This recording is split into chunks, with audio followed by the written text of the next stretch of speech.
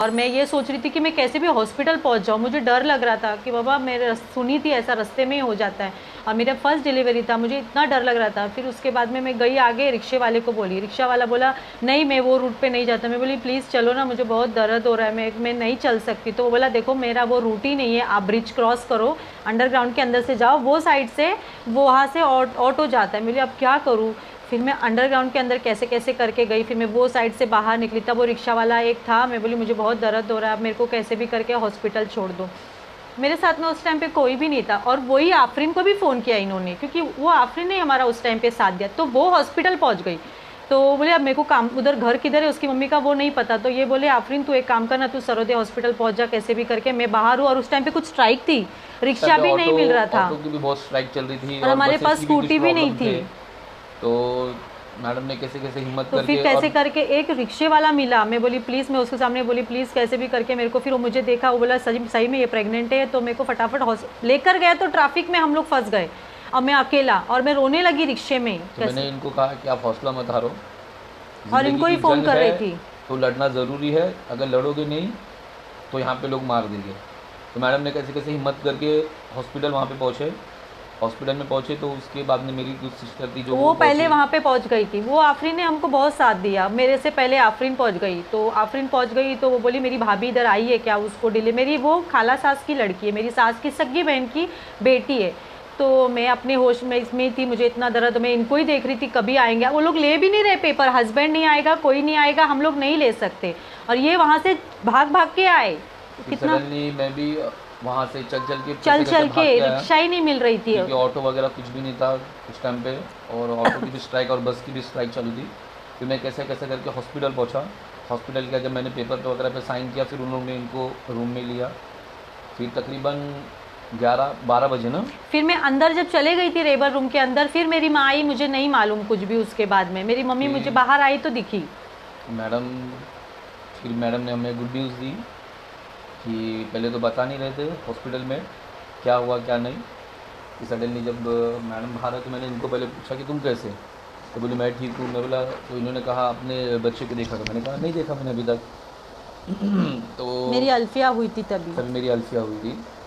फिर उन्होंने, वो जो उधर की मौसी थी, तो वो बोले देखो ऐसा हम बच्चों को नहीं दिखाते। मैंने बोला ठीक है, आप मुझसे कुछ ले लो पर मेरे बच्चे को मुझे देखने दो, क्योंकि उस टाइम पे बाप बनने की खुशी का मर्तबा ही कुछ अलग होता है, और किसी बेटी का बाप बनना बोलेगा तो बहुत बड़ी बात है।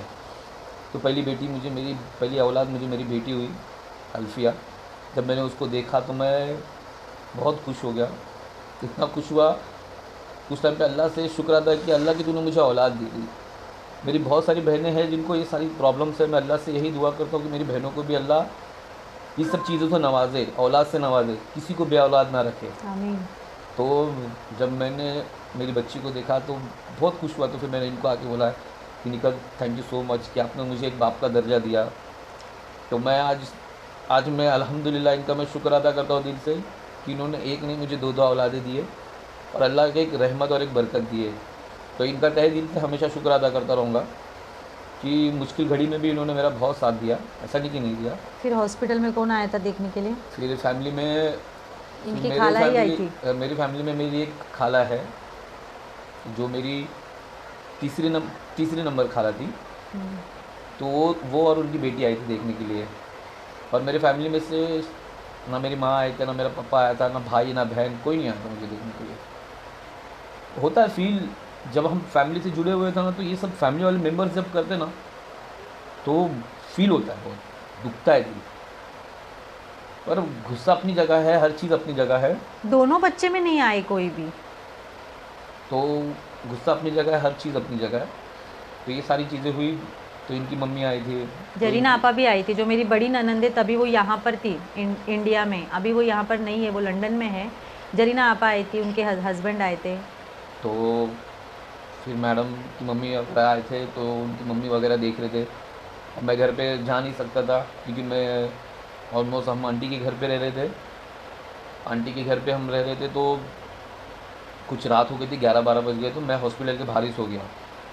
फिर मैं सुबह उठा, फिर तीसरे दिन डिस्चार्ज मिला ना। फिर तीसरे दिन हमें डिस्चार्ज मिला, तो इनकी मम्मी आए थे डिस्चार्ज के लिए।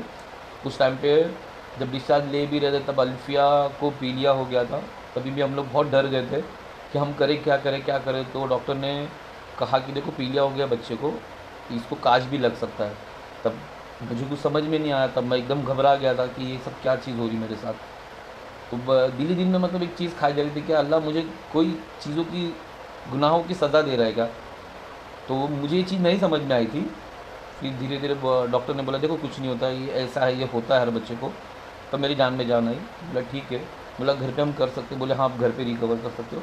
तो डॉक्टर ने कहा था कि सुबह की धूप दो बच्चे को ज़्यादा करके, मम्मी को बोलो थोड़ा गन्ने का जूस वगैरह बासी नींबू सुबह पिए जाके। तो इन्होंने वो सारी चीज़ें फॉलो की और 3-4 दिन में मेरी अल्फिया अच्छी हो गई। जब मैं हॉस्पिटल में थी, जब मेरी डिलीवरी हुई, मैं 3 दिन हॉस्पिटल में अकेली थी, मेरे साथ में कोई भी नहीं था। मेरी मम्मी को माइग्रेन का प्रॉब्लम है, मेरी मम्मी को चक्कर आता है, तो मेरी मम्मी भी डिप्रेशन का दवा खाती। मेरी मम्मी बोली मैं रुकूँ क्या? मैं बोली नहीं मम्मी, फुकड़ का चक्कर आएगा तो मुझे संभालने के बदले तुझे ही संभालना पड़ेगा। मैं बोली तू जा, मैं कर लूँगी। और उस टाइम पे मुझे स्टिचेस आए थे, मैं बैठ नहीं पाती थी, और बच्चा जब बाहर आता है ना तो बहुत ज़्यादा मतलब अल्फिया बहुत रोती थी, दिन रात रोती थी। तो मुझे इतनी प्रॉब्लम होती थी, लेकिन मैं कैसे भी करके, मुझे आज भी वो दिन याद आता है, मुझे बहुत तकलीफ़ होती है कि मैंने, अल्लाह का शुक्र है कि ना वो टाइम पे ना एक ऐसी ताकत मिली ना कि मैंने सब कुछ अकेले किया। मैंने किसी का मतलब, मेरे पे ये नहीं है कि इसके ऐसे वक्त में हमने इसको देखा। मेरे दोनों बच्चों के टाइम पर मैंने ना अपनी मम्मी को परेशान किया, और ससुराल वाले तो थे ही नहीं, तो मैं अकेला ही सब हैंडल करती। बच्चे का पॉटी, उठती थी, उठ नहीं पाती थी, मैं बैठ नहीं पाती थी, मुझे इतना स्टिचेस में दर्द होता था। लोगों के सब लोग रहते थे वहाँ पे, बोलते थे आपके साथ कोई नहीं है। मैं बोली जाने तो, जिसके साथ ऊपर वाला है उसको किसी की ज़रूरत नहीं है। फिर हम उनकी आंटी के घर पे रहने लगे। फिर उनकी आंटी की इधर भी फिर धीरे धीरे वहाँ पे 1 महीना 2 महीना हो गया हमें। फिर वहाँ पे भी वो आंटी भी फिर थोड़ा, जैसे कैसा है कोई आदमी कैसा अपने घर पे रहता है अकेला, अब वो ज़िंदगी भर अकेला रहा है, उनके साथ कोई रहने को जाए तो उसको अनकम्फर्टेबल उसको भी लगता है। फिर इनकी आंटी को अनकम्फर्टेबल लगने फिर लगा, वो भी कि मुझसे झगड़ा करने लगी। फिर वो थोड़ा झगड़ा वगैरह करने लगे। तो फिर मैंने कहा देखो अभी निकल, अभी कुछ ना कुछ तो करना पड़ेगा। तो फिर मैडम ने बच्चे को लेके, मैं तो काम पे निकल जाता था, मैडम बच्चे को लेके सब जगह रूम ढूंढ रहे थे। मैं 1 सवा महीने की हो गई थी, मैं उसको लेके ना ऐसे घूमती थी, रूम है क्या इधर खाली रूम। उस टाइम पे हमारे पास डिपॉजिट का भी पैसा नहीं था, और हम लोग को रेंट कम से कम में चाहिए था, क्योंकि हमारे पास तो बर्तन भी नहीं थे, कुछ भी नहीं था। तो मैं बच्चा लेके घूमती थी हर जगह। मैंने 2 महीना लगा मुझे रूम ढूंढने के लिए, क्योंकि बच्चा छोटा है और हमको अच्छी जगह रूम चाहिए। ऐसी जगह पे रूम मिलता था जहाँ बच्चे को इन्फेक्शन हो सकता है, बच्चा बीमार हो सकता है। फिर मैडम ने वो कैसे कैसे करके एक रूम ढूंढा। मैंने ही ढूंढा वो रूम भी, मैंने कहा एक काम करो ठीक है, जो आपने छोटा रूम सा ढूंढा रूम था बहुत। तो आप वही रूम अभी कर लेते हैं फ़िलहाल। कि हमको तो देखो अभी किसी के ऊपर सेल्फ डिपेंड बनना है तो हमको किसी के ऊपर डिपेंड नहीं रहना चाहिए, क्योंकि ज़िंदगी में मैंने बहुत सारी ठोकर खा के इस चीज़ें समझी है। तो मैंने कहा ठीक है देखो अभी आप कर लो, अभी रूम ले लेते हम, उधर रहते। फिर हमारे पास कुछ भी नहीं था उस टाइम पे, हमारे पास सिर्फ हमारे जो बदन के कपड़े थे सिर्फ वही थे, और एक बच्चा था हमारे हाथ में, और उसके बाद हमारे पास कुछ नहीं था। फिर इनकी मम्मी ने इनको कुछ पैसे दिए कि तुम कुछ ले लो थोड़ा। मेरी जो सबसे छोटी खाला थी, मैंने उनसे डिपॉजिट का पैसा मांगा था, उन्होंने मेरी एक आवाज़ पे वो फटक से पैसा मुझे दे दिया। और मेरी मम्मी ने कुछ 25,000 रुपया दिया था कि तू कुछ रूम का सामान, मेरे पास तो कबाड़ भी नहीं था, ये जो तो कबाड़ इनकी कपड़ा मम्मी ने रखने भी वाला। कुछ पैसे दिए थे। फिर हमने कबाड़ ले लिया, गैस चूल्हा ले लिया, थोड़ा थोड़ा मतलब। फिर ऐसा करते करते करते हमारा घर जुड़ता गया, हमारा घर जुड़ता गया। फिर ऐसी हालातों में हम लड़ते लड़ते एक दूसरे को समझते, लड़ते झगड़ते समझते, फिर हम रज़ा तक पहुँचे। तो 19 ना हमारा रज़ा 2019 में हुआ। तभी भी मैडम ने बहुत हिम्मत की। तभी भी मैं नहीं, तभी ये थे मेरे तभी साथ मैं में, था साथ में। ये साथ में थे मेरे साथ, हॉस्पिटल में जाने के लिए, चेकअप के लिए, सब में ये साथ में आते थे। और मेरे को कुछ प्रॉब्लम बीच में हो गई थी तो भी ये हमेशा, तभी हमने स्कूटी ले ली थी। फिर लेबर पेन हुआ। तकरीबन 3-4 साल तक मेरी मम्मी ने मुझसे बात नहीं की। तो मैंने कहा अभी जाने दो, अभी वो घर के बड़े हैं, अब वो जो उनको सही लगता है वो कर रहे हैं, अब जो मुझे सही लग रहा है मैं वो कर रहा हूँ। फिर मेरे पर जिम्मेदारी ये भी था कि उधर माँ है और इधर बीवी है, एक ने मुझे दुनिया में लाया, एक मेरे लिए सब कुछ छोड़ के आई है। तो मैं मेरी माँ का भी दिल दुखाना नहीं चाहता था, और मैं आज भी नहीं दुखाना चाहता उनका दिल। उनसे भी मैं माफ़ी मांगता हूँ कि मुझसे जाने अनजाने में बहुत सारी गलतियाँ हुई है, मैं मानता हूँ। हो सके तो मुझे माफ़ कर देना अम्मी, मैं तुझसे भी हाथ जोड़ के माफ़ी मांगता हूँ। आज भी मैं कभी तेरे सामने माफ़ी नहीं मांग पाया, पर दिल में हमेशा एक चीज़ मलाल रहा है कि मैं तुझसे मरने से पहले तेरा पैर पकड़ के माफ़ी मांगूँ। हुई है गलती हम लोग से, हम लोग ने लव मैरिज किया है, फिर होता है कभी कभी लाइफ में क्या होता है कि इनके पापा और इनके मम्मी के दिमाग में एक ही चीज़ थी कि वो मुस्लिम है, वो 4 शादियां करते हैं, वो तुझे छोड़ देगी आधी वो राह लोग में। मुंह से तलाक बोल देते हैं। वो लोग सडनली मुंह से गुस्से में आके बोल देते, वो उधर ख़त्म हो जाता है रिश्ता। तो ये सारी चीज़ें मेरे दिमाग में थी बहुत पहले से कि ये सारी चीज़ें को मैंने सोच समझ के सारी ज़िंदगी में फैसले लिया। मैंने इनसे एक ही कहा था कि देखो मैडम, लोग होगे जो करते होगे, पर आपको मैं यकीन दिलाता हूँ मैं आपका साथ कभी नहीं छोड़ूंगा। मैं बोला लोग करते होगे 4-4 5-5 शादियाँ, मुझे उससे लेना देना नहीं है। हाँ, मुझे तुम्हारे साथ रहना, तुमको मेरे साथ रहना। हाँ, मैं आपको ये यकीन दिला सकता हूँ, आपके मम्मी पापा को भी यकीन दिला सकता हूँ कि मेरे लिए ये थी, ये है और यही रहेगी। तो उनकी मम्मी पापा भी फिर थोड़ा थोड़ा मानने लगे, फिर मेरे घर पे आना जाना होने लगा। पर मेरी फैमिली के कोई लोग नहीं आते थे। दुख होता है, तकलीफ़ होती है, पर क्या करें, ज़िंदगी है। ज़िंदगी जीने के लिए तो आगे बढ़ना ज़रूरी है। ज़िंदगी जीने के लिए पर एक चीज़ तो समझ सीख चुका हूँ कि बहुत सारे रिश्ते भी तोड़ने पड़ते हैं और बहुत सारे रिश्ते जोड़ने पड़ते हैं। यहाँ पे कभी कभी अपने भी बहुत तकलीफ़ दे देते हैं हमें, पर हम उफ तक नहीं कर सकते, चाहे वो हमारे रिश्तेदार हो या हमारे सगे भाई बहन हो या हमारे माँ बाप हो। जाने अनजाने में बहुत सारी चीज़ें होती है, पर हमारे से जो बड़े होते हैं ना, वो इस चीज़ों को नहीं समझते। वो सोचते हैं कि जो हमने बोला है, जो हमने किया वो सही है। अब वो घर के बड़े हैं तो उनका हुक्म पहले चलता है, तो हम क्या कर सकते हैं उसके लिए? कुछ नहीं। हम सिर्फ हमारी बात बोल के हम चुप हो सकते हैं, बाकी फ़ैसला तो हम उनके हाथ पे छोड़ सकते हैं। तो ऐसा करते करते फिर मेरा रज़ा हुआ। रज़ा के भी टाइम पे फिर मेरी फैमिली के कोई नहीं आया, कोई नहीं आया था। कभी भी तकलीफ़ हुई थी कोई भी नहीं आया था। तो बोला जाने दो। मेरी अल्फिया बहुत खुश हो गई थी, उसका भाई हुआ तो वो इतना खुश हो गई थी मेरी अल्फिया कि मेरा एक भाई हुआ, मेरा भाई हुआ। वो उसको पकड़ के हॉस्पिटल में उसको इतना लाड कर रही थी, इतना प्यार कर रही थी। वो आज भी मेरे पास फ़ोटोज़ है मेरी अल्फिया की और रज़ा की, जब मेरा रज़ा हुआ था। तो है एक्चुअली पुरानी बातें, पर पुराने ज़ख्म बहुत गहरे होते कोई कोई, जिससे वो बोलने के बयां करने पे भी तकलीफ़ होती है। आज भी वो सब दिन याद आता है ना, बहुत ज़्यादा, बहुत तकलीफ़ होती है कि क्यों ऐसा हुआ करके। मतलब मेरे डिलीवरी का टाइम था, उस टाइम पे मेरी मम्मी सपोर्ट करती थी, मतलब कैसे आती थी, बच्चे को कभी नहलाना हो गया थोड़ा। मैं आपको बोलूँगी, मेरी पहली बेटी के टाइम पर मैं 6 दिन में घुटनों पे बैठ के मैंने कपड़े धोया, क्योंकि मैं बैठ नहीं पाती थी और कपड़े सब ज़्यादा हो जाते थे। तो मुझे कुछ ही नहीं था। मम्मी आती थी, मम्मी बहुत दूर रहती है, 1-1.5 घंटा लगता है आने के लिए, और जहाँ मैं आंटी के घर में रहती थी वहाँ पे इतनी जगह नहीं थी, वो भी छोटा सा घर था। तो मैंने ये सोचा कि मैं क्यों परेशान करूँ, मैं खुद ही कर लेती। मम्मी जब भी आती थी तो कपड़े वपड़े धो लेती थी, थोड़ा मदद कर लेती थी, लेकिन हमेशा भी मम्मी नहीं आ पाती थी। तो मेरा 6 दिन हुआ था डिलीवरी होके, मैं घुटने पे होके, क्योंकि मैं बैठ नहीं पाती थी, मैं घुटने में होके मैं इनके कपड़े धोना, बच्चे के कपड़े धोना और खाना बनाना, ये सब मुझे करना पड़ता था। रज़ा के टाइम पर भी सेम वही हुआ है। रज़ा के टाइम पे तो एक ऐसा टाइम आया, अल्हम्दुलिल्लाह, अल्लाह के करम से इन्होंने काम वाली, जो मालिश वाली रखा, और मतलब जो बच्चे की मालिश करते वो रखा, और जो हमने काम एक्चुअली करने अल्फिया के के लिए टाइम भी से ही रखा। रख लिया था मालिश वाली। हाँ, अल्फिया के टाइम पे मुझे नहीं आता था, मुझे अभी भी नहीं आता है। तो लेकिन अल्फिया के टाइम पे सिर्फ मालिश वाली थी, काम घर का सब मैं करती थी, क्योंकि हमारा उतना बजट नहीं था, और बच्चे की मालिश बहुत ज़रूरी थी, और बच्चे की मालिश वाली का भी पैसा बहुत रहता है। और रज़ा के टाइम पर इन्होंने क्या किया, रज़ा के लिए मालिश वाली भी रखी, और मतलब थोड़ा मुझे रेस्ट हो करके मतलब कपड़े वगैरह करने के लिए किसी को रख लिया, सिर्फ मैं खाना बनाती थी। तो जो भी घर के काम होते थे वो मैं करती थी। और मुझसे जितना होता था मैं हाँ, थोड़ा बाहर करके आके घर पे भी इनके लिए तो सपोर्ट कर दिया करता था। पर एक ज़िंदगी में एक चीज़ आप लोग जान लो, लव मैरिज करना मतलब प्यार करके शादी करना ये ज़रूरी नहीं है। आप उसको कितना निभाते हो ना, ये ज़रूरी है। आपने उसको अंजाम तो दे दिया शादी करके, पर उसको लॉन्ग लाइफ लेके जाना ये आपका काम है।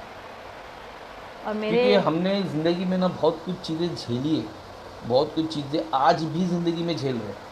आज भी वन मैन हम खड़े हैं, आज भी हम वन मैन खड़े। हाँ, यहाँ पे मेरी जो बड़ी सिस्टर है वो मेरी बड़ी सिस्टर नहीं, मेरा बड़ा भाई है।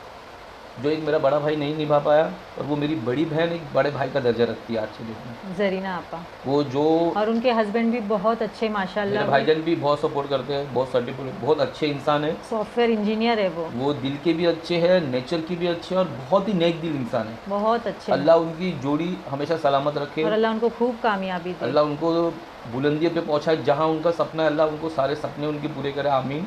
आप लोग भी मेरे भाईजान के लिए दुआ करो, मेरी बड़ी बहन के लिए दुआ करो, और हमारे लिए भी हमेशा दुआ करते रहो, हमें भी दुआ में याद रखो। तो हम यहाँ पे स्टॉप करते हैं। मुझे एक बात बोलना, अगर आप लोग लव मैरिज करते हो और अगर आपको लग रहा होगा कि ये सिर्फ बोल रहे कि प्रॉब्लम्स थी, मैं आपको शॉर्ट में एक बात बोलना चाहूँगी। अगर आप लव मैरिज करते हो, अगर आप अदर कास्ट हो ना, तो आपको थोड़ा बहुत ये झेलना ही पड़ेगा।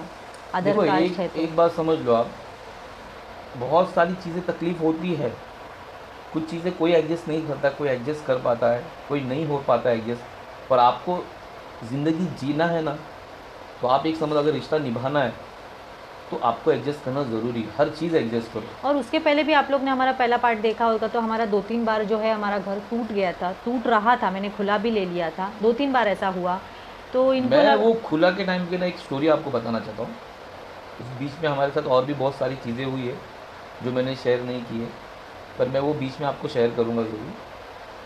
मैडम की भी एंगेजमेंट एंड मेरे लिए भी लड़की ऑलमोस्ट डन हो चुकी थी। हाँ, वो चीज़ें मैं आपको ज़रूर बताऊँगा, ठीक है। खुला लेने के बाद हम दोनों की अलग अलग ये जगह मैडम- शादी होने वाली थी, अपने अपने रिलीजन में, मेरी हिंदू के साथ में और इनकी मुस्लिम के साथ तो में। बोलता ना, अल्लाह का करिश्मा क्या होता है, अल्लाह का क्या हुक्म है, वो हमें मैं नहीं इस पता। खुला के ऊपर एक टॉपिक आपके साथ में शेयर करूँगी। अल्लाह क्या चीज़ करना चाहता है वो अल्लाह को बेहतर पता। हाँ, ये है कि मैंने जब से प्यार किया तब से मैडम को ही समझा है और इनसे ही बहुत प्यार किया है, और आज भी करते हैं, और जब तक ज़िंदगी रहेगी अल्लाह ने दी है तो इनके साथ ही रहेंगे, ठीक है। और ये बोलते ना, अल्लाह ताला ने मुझे तो भी जाने नहीं दिया। अल्लाह ताला ये ने टॉपिक पे हम फिर से बात करेंगे, फिर- वो टॉपिक आपको ज़रा अलग लगेगी कि उस टाइम पे हमारे साथ में क्या हुआ था। लाइफ में, मैंने कहा ना कि बहुत सारे मूवमेंट, बहुत उतार चढ़ाव हुए हमारे साथ। हम लोग ना और भी चीज़ें आपसे शेयर नहीं की है, पर उस बीच में की भी एक चीज़ है, वो मैं आपसे ज़रूर शेयर क्योंकि करूँगा। अभी वीडियो बहुत बड़ा हो रहा है और आपको हम लोग को यही बात बतानी थी कि पार्ट 4 मुझे मैसेज आ रहे थे कि आपका आगे का पार्ट क्यों नहीं आ रहा है, तो हमें दुआ में याद रखें, आप हमारे बच्चों के लिए भी दुआ हमारे बच्चों करिए। के लिए भी दुआ करें। एक कमेंट किया किसी ने, मैं अभी सॉरी, मैं मुझे बोलना पड़ेगा, बोला है कि हम मुसलमान हैं और आप हिंदू भाइयों को नमस्कार क्यों करते हैं, तुम इसका क्या जवाब देना चाहोगे? देखो, नमस्कार करना मतलब जैसे हम सलाम करते हैं हमारे अपनों को, जैसे हम या लोग हमारे- अस्सलाम वालेकुम बोलते तो हैं, वैसा वो तो हिंदुओं उसमें में नमस्ते बोलते हैं। नमस्ते होता है। तो वो मैं इसलिए करता हूँ क्योंकि मेरे जितने भी फ्रेंड सर्कल है वो ज़्यादा करके हिंदू है, और बहुत और अच्छे हैं मैं सब लोग। सबकी इज्जत करता हूँ। मेरे सबसे पहली पेरेंट्स बात, को भी ये नमस्ते हमेशा करते हैं। वो जो मेरे बड़े हैं, जो मेरे बुजुर्ग हैं, जो मेरे छोटे भाई बहन हैं, जो हिंदू है, जो मुस्लिम है, मैं उन सबको प्यार करता हूँ। तो मैं उनके लिए भी नमस्ते करता हूँ कि उनकी भी रिस्पेक्ट करता हूँ, क्योंकि मैं एक हिंदुस्तानी हूँ। तो हिंदुस्तानी के नाते तो मेरे लिए सब चीज़, सब इक्वल है, सब बराबर है। मैं ईमान, क्योंकि हमारा ईमान इसी से ही जागता है कि हमारा ईमान क्या है, हमको हमारा इस्लाम क्या सिखाता है। हमको हमारा इस्लाम मोहब्बत करना सिखाता है। हमारा इस्लाम यही बोलता है कि सबसे मिलजुल के प्यार से रहो, तो बस यही कि मोहब्बत मैं से रहो। हमारे बड़े बुजुर्गों की इज्जत करता हूँ, इसके लिए उनके लिए करता और हूँ। हमारे सारे जो मेरे दिल में फ्रेंड ऐसा सर्कल किसी के है, लिए कुछ नहीं है, सबके लिए एक ही है, सबसे मैं प्यार करता हूँ। आप सब मेरे अपने हो, आप सब मेरी फैमिली हो। जैसे अपने सारे जो फ्रेंड सर्कल है वो नॉन मुस्लिम ही है ना, हमारे ज़्यादा- आजू बाजू में, और क्योंकि सब हम लोग रहे बहुत वहाँ अच्छे पे ना। माशाल्लाह, हम लोग का बचपन वही है, तो बहुत अच्छे हैं सब लोग। ठीक है, दुआ में याद रखें। चलिए, और अल्लाह मेरे चैनल हाफिज़, को प्लीज़ अस्सलाम लाइक, वालेकुम, शेयर और सब्सक्राइब कर देना। नमस्कार। और मैडम के चैनल को लाइक, सब्सक्राइब और शेयर ज़रूर करना। अस्सलाम वालेकुम रहमतुल्लाहि व बरकातहू। अस्सलाम वालेकुम रहमतुल्लाहि व बरकातहू। और मेरे हिंदू भाई बहनों को, मेरे लवर्स को नमस्कार।